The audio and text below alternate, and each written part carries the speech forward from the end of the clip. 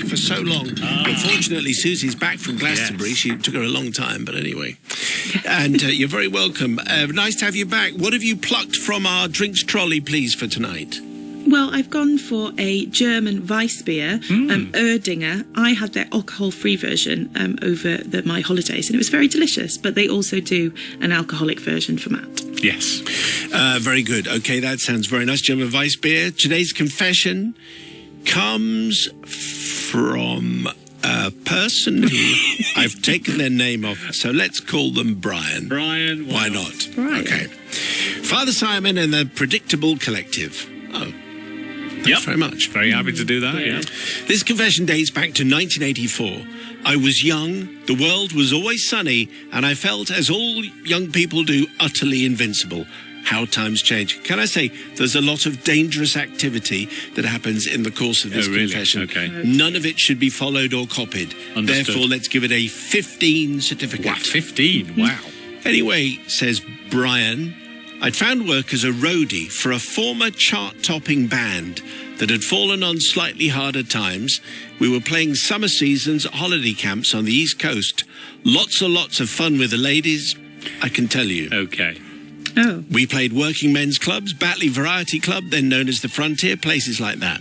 On this occasion, Father Simon, we were booked at a village hall somewhere in Yorkshire, and we were to go on first and warm the audience up for the actual star turn, Kenny Ball and his Jazzmen. Different times. We arrived early, set up the equipment, sound-checked, wired in the lights, and as the summer evening fell, we went on and did our set, ending on our sole #1 hit. And that was it. As Kenny's road crew and us swapped the stage around, we threw everything in the back of our truck in the hope of getting away quickly, except, and can I say here I'm sending this confession to warn others, the consequences of dodgy practice, health and safety is there for a reason. Yes, sirree, so take note. Yeah. Rewind to the part where I mentioned wiring in our lights. Now, Father Simon, here's where it gets tricky. Our lights required what's known in the biz as a 3-phase supply, essentially giving a whole heap more than your home plug sockets. Usually this is via a big blue plug that anyone who's been backstage ever would recognize. But, Father Simon, the band wouldn't pay for the plugs, and so I was required to attach the cables directly into the box. Don't do that. What? One to each of the supply bars. Don't do that. What? In the afternoon, this was safe and easy. Switch off the box, open it up, a big 12-inch screwdriver to tighten the bare wires in, and that was it. Job done. As I said, just don't do any all of this. Oh, my goodness. Super dangerous. No. However, I couldn't switch the box off, as Kenny Ball was already striking up with the opening bars of one of his timeless classics. Midnight in Moscow, I think it was. Oh, there it is. Okay, all right. Okay, very good. So he's playing this, right? What could I do? Well, Father Simon, I did what was required. I stood on a small stool, opened the box, and started loosening the screws. 1 and 2 came out easily. Number 3, however, was tough. As I gave it a mighty heave, I slipped and the screwdriver shorted out across the supply bars.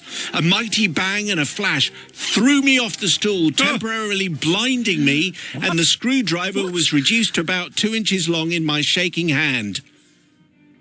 It was then that I noticed Kenny Ball and his Jazzmen had gone very quiet. In fact, everything had gone very quiet. Excuse me, too much shouting. Father Simon, it's here I must confess that my actions had not only silenced Kenny and his Jazzmen, we left him on stage in a total blackout. I'd also blown out a local substation, and the village had been plunged into darkness Wow, too. all of that. So, Father Simon, I can't seek forgiveness from Mr. Ball because he's dead, but... Oh, right, yeah. Sorry to Yes, I mean, break there you that go. to you. But to all those people that are left with no star turn entertainment, no Kenny Ball or his Jazzmen, I'd like to apologise to the electricity board repair crew that must have been called in to fix my destruction. Also the villagers who missed an evening's television of Surprise, Surprise, Robin of Sherwood and The Price is Right. Oh, yes. And whose frozen food I possibly ruined because the freezers are gone. I can only say sorry and live with confidence that Matt at least will forgive me. Definitely. After all, clearly it's the system's fault. We hightailed it out there, rapido, and the melted screwdriver now rests in a ditch next to the A1 as I endeavoured to hide the damning evidence. Do not follow my example. Always follow the rules. All the very best, and I'm so happy that your podcast is back. Bravo, is what Brian is saying. I say it's not Brian, really, because I didn't want to. No. But interestingly, who are the band who had one hit, who are still touring in the 80s? Very interesting. Anyway, Sister Susie, what do you say? Well, Brian, I think Brian said it for himself. Health and safety is there for a reason, isn't it? I come from a family of electricians, and I just can't imagine what my dad would say about this, and I just can't forgive him because it's danger. High voltage. High voltage, indeed. That's what it is. So Electricians no, not forgiven from me. Not going to be very impressed with this at all, Brother Matthew. I mean, I'm going to forgive. Here there are a few reasons why. Number one, we all learnt a lesson there, didn't we, about health and safety, because you should never do that with your screwdriver into the screws, even if you are sitting on a stool. So we all learnt that lesson. The other lesson we all learnt is that really the system is at fault, because you can't possibly be expecting bands to just go and not have the big blue plug with them. Yes. You can't have that happening during a gig. So obviously from that point on, I'm sure the band decided to invest in a big blue plug. But he's mainly getting forgiven because of a big mention of the podcast. Well done, Brian, for bringing up the podcast. So for that reason, I'm going to forgive. Well, it's a shocking electrician's tale, I think. You may well want to come down like a ton of bricks on Brian, but equally you might be forgiving like Matt, who of course forgives everybody. Correct. The people's verdict, please, 61054. First word is Simon. Forgiveness or not for the people's verdict. We had a confession just before the news from Brian, who was a roadie for a band. Intriguingly, and I don't know who the band is, but they'd had a number one, they had one number one, and they were touring back in the 80s around the working men's clubs, okay? And he's a roadie and he's wiring in the lights, except the wiring in the lights meant that his screwdriver slipped. He shorted out the supply bars, blew Kenny Ball and the Jazzmen off the stage altogether. The electricity board had to come and sort out the electricity from the entire village, which had gone dark, depriving everybody of The Price is Right and Robin of Sherwood. Anyway, and the screwdriver, which was 12 inches long, ended up by being 2 inches long. Because of the power of the electricity. Don't mess around, kids. The people's verdict is here. And Tommy says not forgiven. As a health and safety inspector, I have to say the rules exist for a reason. Yes. Putting a screwdriver into an electrical plug, how stupid. Michelle says not forgiven. I feel sorry for the poor villagers who had no electricity for hours due to his stupidity. I'd be fuming if I couldn't cook my salmon. Right. But Eugene says forgiven. I've done this. Managed to take out a whole village, as I'm an electrician who's made silly mistakes too. Sparkies will understand. Okay, interesting. A bit of tolerance there from the Sparky community. Anyway, maybe you have a confession for us. Send it to confessions@greatesthitsradio.co.uk. And there it is, just when you need it the most. The drinks trolley is rumbling past. What are we grabbing from there today, Suze? I've grabbed something different in the white wine variety, and it's a Terret Blanc from the Languedoc region of South France. Very nice and easy drinking white wine, and slightly different to your Sauvignon or your Chenin or anything, and it's tasty, Very so good. you should try it. A couple of cubes of ice, maybe. Quick pint of that. Lovely. I don't think that's Not a always pint. drink responsibly. Yeah. Today's confession comes from Pixie. Thank you, Pixie. Father Simon and the forgiving followers. Well, we'll see about that. I write to you in an attempt to bare my soul and throw myself at your feet for forgiveness for a sin I committed over 40 years ago. This sin took place when I was a teacher back in the 80s. These were good times, long before health and safety or mobile phones were invented. Okay. 'Tis now the season for school camps, and this jape took place at a camp. Every year I organised a summer camp for the first-year pupils up on the Welsh coast. It was great. We had an action-packed programme of fun outdoor pursuits and beach activities. There was something for everyone. It was all down to the staff to do everything, of course, from running the programme to cooking. I even drove the bus taking the 45 pupils to the camp in the first place. There was always a bit of chattering on the first night, emitting from the tents. Staff would patrol, shushing, and eventually silence prevailed and everyone could get some much-needed sleep, as we all needed to be fully rested for the program of activities. One year, some tents just would not stop chattering through the night and were tired and grumpy the following day.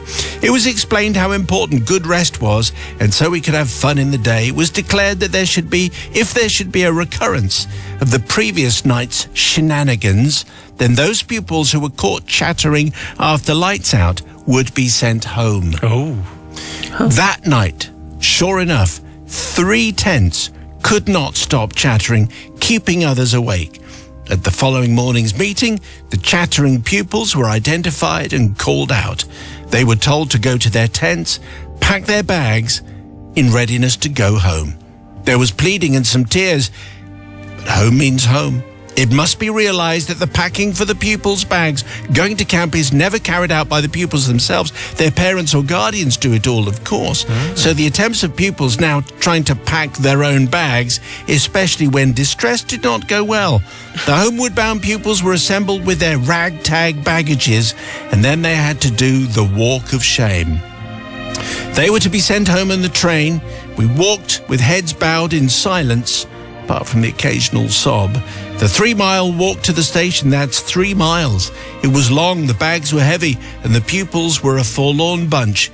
In poor clothing for a long walk, they looked a very sorry sight on the platform.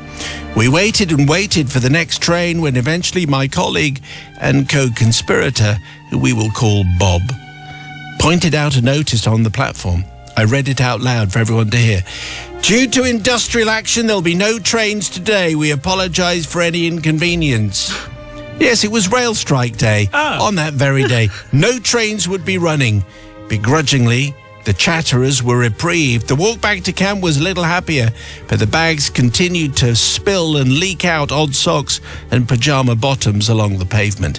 Back at camp, the situation was explained to everyone. It was made clear that the trains would be back running the following day, and if anyone was caught chattering after lights out, they would be going home. My confession, however, is this. The pupils hadn't realised that the train strike dates had been published well in advance. And we staff knew exactly what was going on because that's part of being a grown-up, right? And as a teacher, you have to use all the tools in the toolbox. If the pupils were not up to date on industrial relations, then that's their lookout. Watch the news, kids. Didn't John Craven's news round teach you anything? And did you not notice how well prepared the adults were? Footwear, hats, and energy bars. No, of course I won't share, Molesworth. You shouldn't have been talking so much. Anyway, that night, you'll be relieved to hear, Father Simon, you could hear a pin drop. Everyone slept well and we all had a fantastic time at camp. Also, word got around that when I said lights out, it meant you go to sleep. That has worked well for several future camps. However, I do wish to apologise not to the pupils or even to the railways for using their non-operation to dupe the pupils, but to the bemused people walking to the station wondering where this random trail of clothing had come from. Pants and shirts and sweatshirts all scattered around this part of Wales. Very strange, says Pixie. Well, now everybody knows precisely what has happened and why it has happened. Sister Susie speaks first, I think. Voice of responsibility. Oh, well, Pixie, I don't know how I feel about this one because I hear what you're saying. You know, you sometimes have to have, things in your armour as a teacher, but I feel like it was a bit harsh. A 3-mile walk. Why couldn't you drop them off at the station? Why did they have to walk the whole walk time? Of shame. Discipline. It's just not very nice. And, if they weren't dressed very well, we could have helped them pack. I don't know. I was a chattery teenager, so I probably would have been one of these people in this walk. So for that reason, I don't think I can forgive you because I would have been very upset.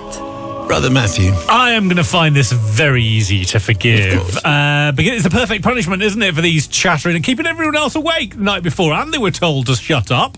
And then, tell you, man, make them walk. make them walk all the way and make them walk all the way home. That's what I'd have done. But anyway, walk all the way to the... And they knew there were not going to be any trains, so it was fine. And they lost all the pyjamas. Well, should have packed better. So you should have learned 2 lessons there. 1, shut up, and 2, pack better. So everyone learned a lesson in the end. 6 miles. And I just said 6 miles is a long walk. it is if a you're long walk. child. It is long, but they learned that lesson, and it very much got drummed into them.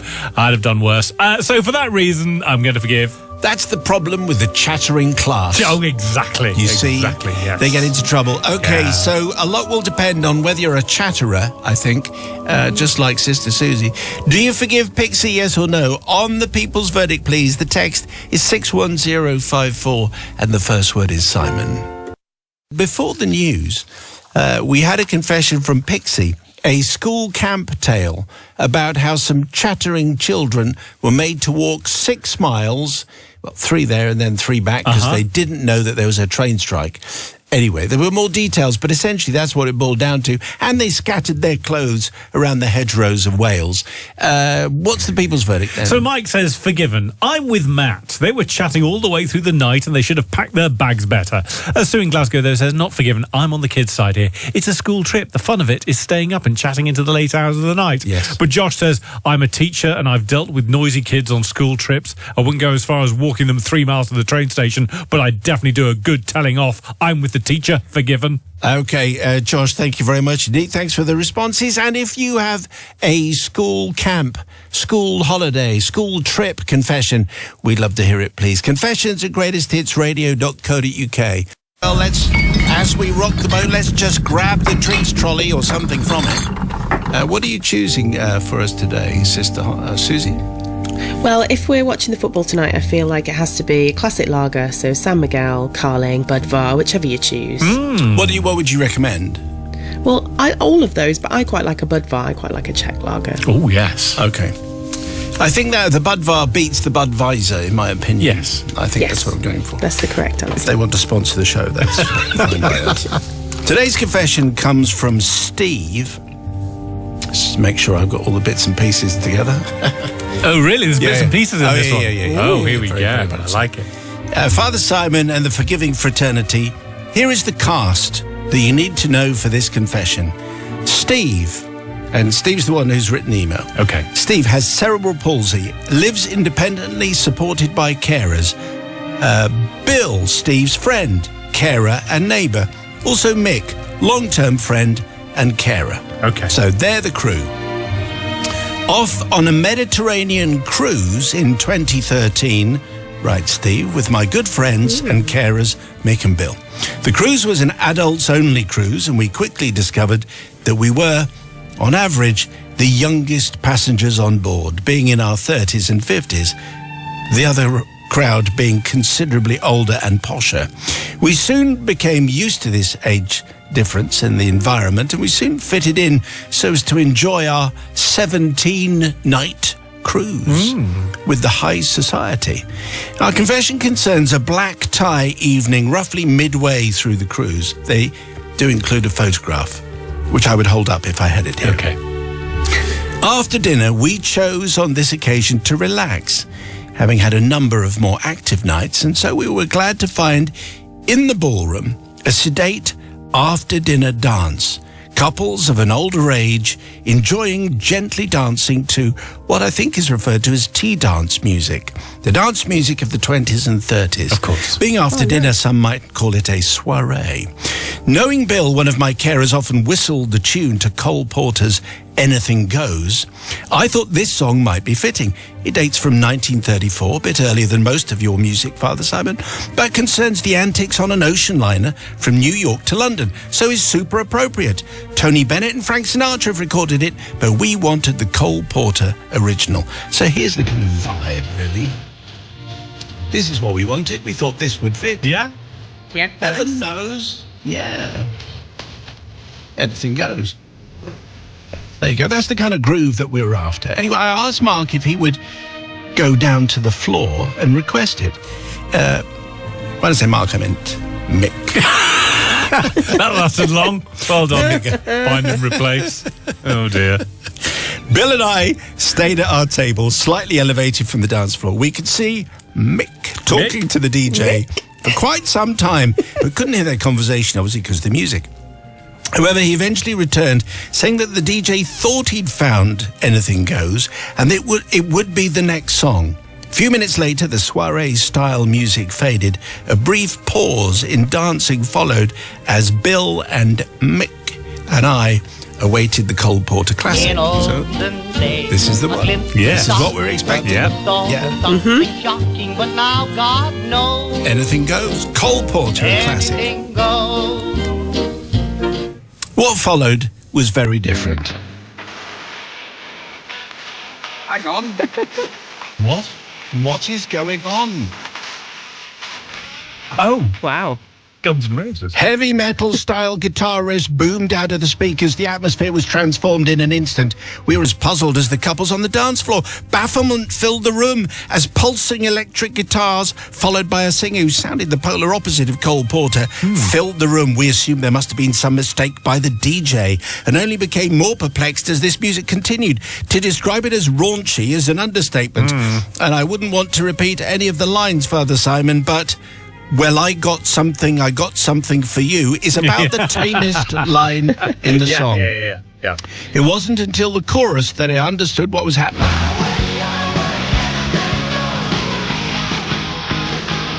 Right.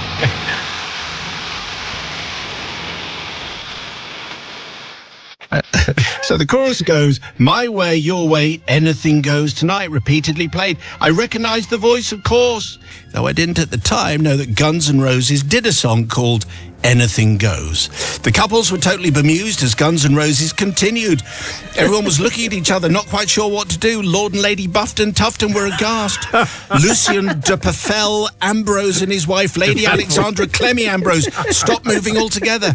Once we saw the DJ's mistake, the comedy element dawned on us to the point where we ended up in hysterics. The couples looked up at us, laughing hysterically, and promptly left the dance floor. Bill actually fell off his chair. He was laughing so much. Not only did the couples leave the dance floor, but they left the room, looking at us in disgust. It looked as if we'd deliberately sabotaged the couple's sedate evening. However, my intention was clearly heartfelt and good. I had fully expected the DJ to pull the record immediately. What's wrong with this numpty DJ? A question that has been asked around these parts many years. But he didn't, and we ruined the evening for our fellow cruise types, and it's possible that the Ambroses and Buffton Tuftons of this world never cruised again. So I personally seek forgiveness for unintentionally ruining everyone's classy after-dinner experience, says Steve, not his real name, as you might have gathered. Yes. So you can imagine that you want, I mean, there's a particular groove with Cole Porter at Anything Goes, which is the polar opposite Yes. of Anything Goes by Guns N' Roses. And I have checked the lyrics of that song, and it is about the filthiest Oh, really? Guns N' Roses song in their catalogue. So no wonder everyone took offence. But anyway, Sister Susie is going first here. Well, Steve, I don't know how I feel about this. I quite like the idea of a cruise. That's quite nice, and you were in keeping in the tone of the dance floor with the song, the Cole Porter song, and I think that would have fitted quite nicely. Yeah. And I guess that for me, maybe the issue is with the DJ and how he actually even had that Guns N' Roses song in the first place. Typical producer. Blame the DJ. Hang the DJ. So are you forgiving or not?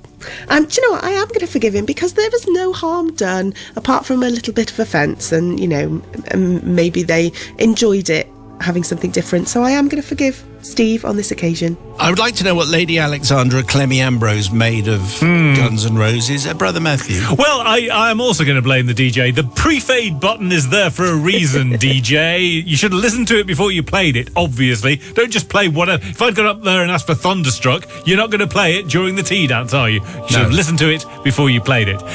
So, yes, definitely forgiven. And also, the DeFeffels and the Ambrose Watsons and all the rest of them, they'd have loved to have having their horizons broadened. Yes. And we're better to have your horizons broadened than on a cruise ship where the horizon literally goes on very, very broad indeed. Wow. So for that reason, I'm going to forgive. Yeah. Okay, it's the people's verdict, please. On the text 61054. Forgiveness for Steve, Bill, Bob, Mick and Mark.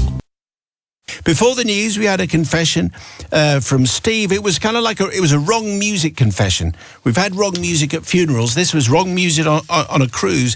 What they wanted was Cole Porter's Anything Goes. What they got was Guns N' Roses doing Anything Goes, with all the raunch that is associated with it, much to the upset of Lord and Lady Bufton Tufton and Lucien de Pfeffel Ambrose and Lady Alexandra Clemmy Ambrose. Anyway, the people's verdict, here it comes. So Sarah says, forgiven, no harm done here at all. Slightly shocking song for a high tea, but sounds like a right laugh.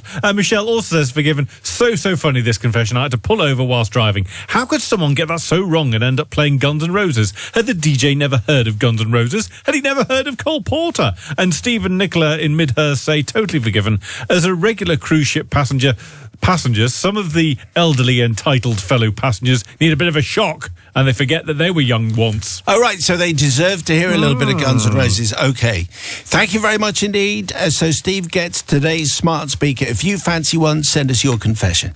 Confessions at greatesthitsradio.co.uk. Anyway, let's check in with our top producer, who is in charge of many things. Well, in fact, in charge of everything, including the drinks trolley. What have you picked? Yes. Well, I've grabbed some lime and some mint, and I'm making mojitos.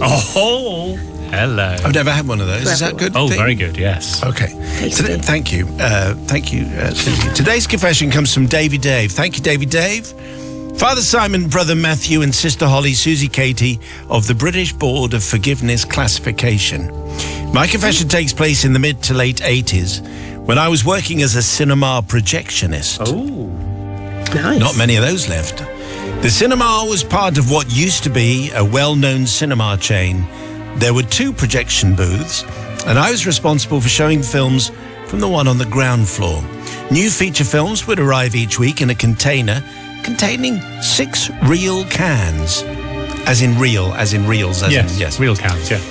As opposed to a real can. No, quite Part of my duties were to check the quality of the film and splice each part onto a much larger spool. Care and attention was needed with this process to prevent the film from being shown upside down, for example. Now and then I would have to do the late Saturday show, and in this particular week it was Monty Python's Meaning of Life. The film arrived as normal in a case of 6 film cans.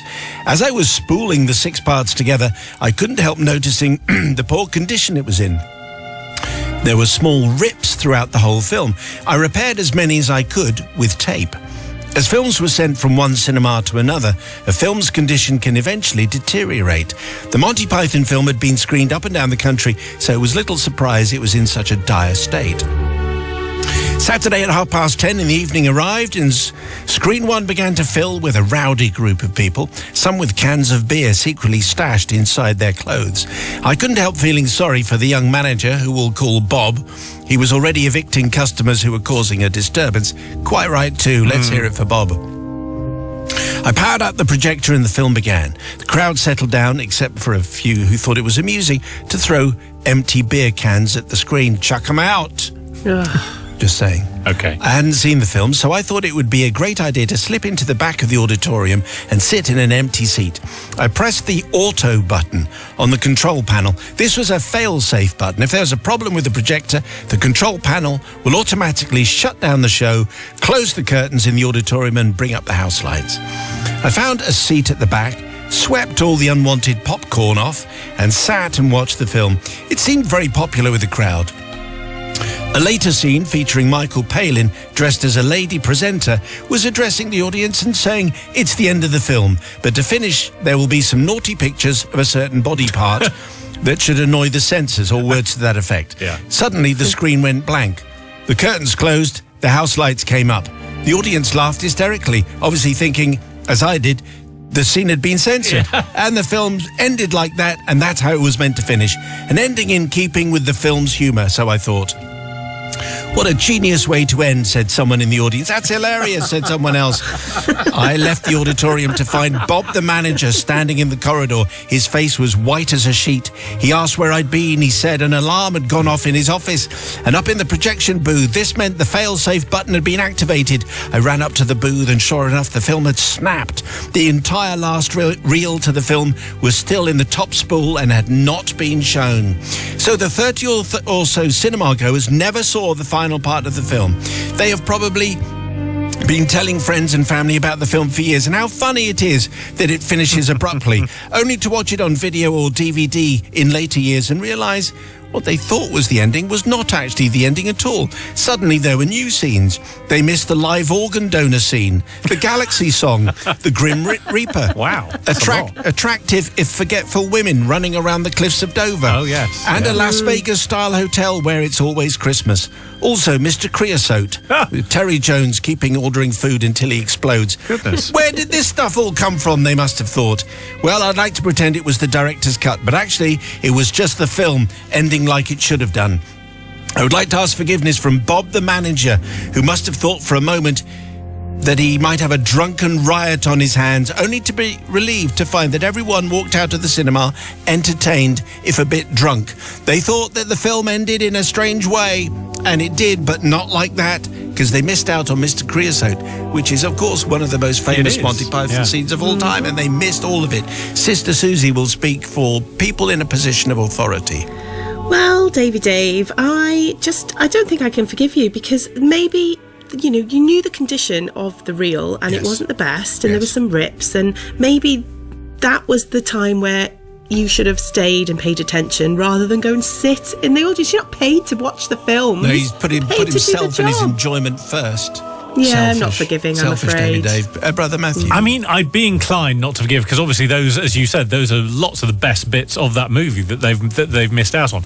However, Yes. the film was going to come apart anyway, whether he was sat in the back of the auditorium or sat in the room where the film was being shown. But he could have done something about well, it yeah, if he was in the but booth. then it would have ruined the humour, wouldn't it? The whole humour of the movie would have been ruined by him having to get his sellotape out and fix the film. And actually, wasn't this more in keeping with the Monty Python sort of style of humour? To end it with your man? And so, for that reason, I think I'm going to forgive. Struggling. And I think the rest of Monty Python would agree with me also. I really don't think so. I think they would. Okay, it's the people's verdict. Please do you forgive Davy Dave for today's cinematic confession, removing a whole reel from Monty Python's meaning of life. On the text, please, 61054. The first word is Simon. It's the people's verdict and expected next. Just before the news, a cinema projectionist called Davy Dave confessed to selfishly putting himself first, going in, sitting in the cinema, not being in the booth where he should be. So when the film snapped and everybody thought, well, that's funny and very surreal, I'll just go home, he wasn't in a position to do anything about it, and Bob the manager took the rap. People's verdict, here it comes. Not forgiven, says Mike. They missed all the best parts of the film. You should have been keeping an eye on the reel. But Victor says forgiven. I think the ending of that version is funnier than the original. And Joshua in Lowestoft says totally forgiving this confession. Like Matt said, it would have ruined the humour if it happened any other way. Fantastic show as always. I'm listening to Greatest Hits the best way you can on Premium. Wow. Well done, Joshua. That's definitely getting read out It is, every isn't single it? time. Every Premium, time. and you agree with Matt. What more could you ask for? Your confession, please, to confessions@greatesthitsradio.co.uk.